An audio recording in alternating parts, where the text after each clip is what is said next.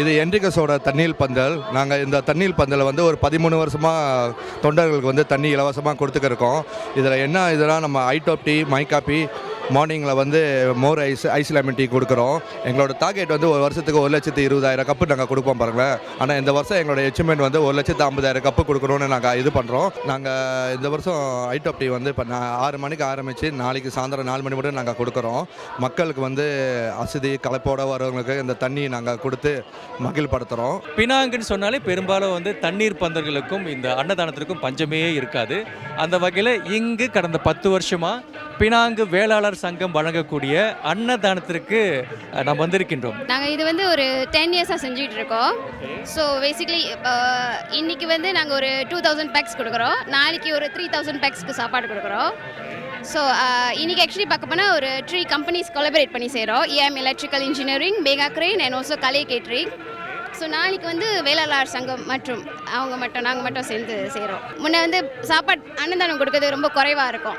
So எங்களுக்கு ரொம்ப சாப்பாடு மிஞ்சி போகும், பேலன்ஸ் இருக்கும். ஸோ இப்போ வந்து கூட்டம் அதிகமாக இருக்கனால சாப்பாடு சீக்கிரம் முடிந்து விட்டுருது, பத்த மாட்டேங்குது. கண்டிப்பாக வந்து அன்னதானத்துக்கு நிறைய பேர் வருவாங்க.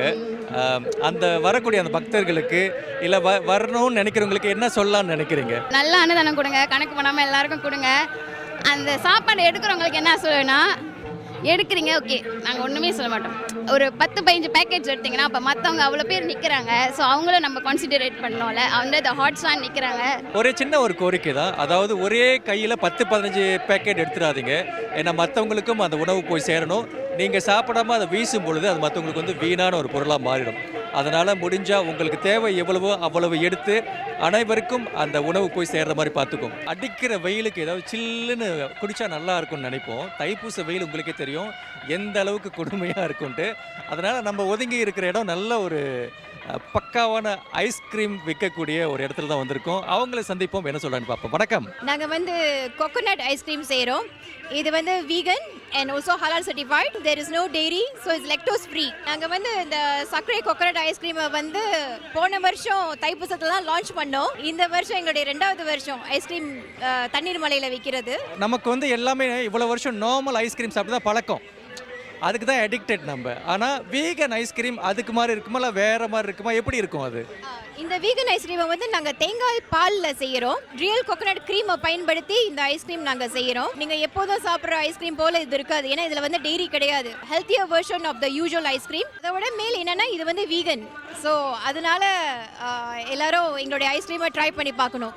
It's a tropical intelligence. Local தவிர வெளிநாட்டுக்காரங்களுக்கு இடையில ரொம்ப ஃபேமஸாக இருக்குது. ஓகே மக்களே, பெரும்பாலும் நம்ம வந்து சாதாரண ஐஸ்கிரீம் சாப்பிட்டு நம்ம பழக்கப்பட்டிருப்போம்.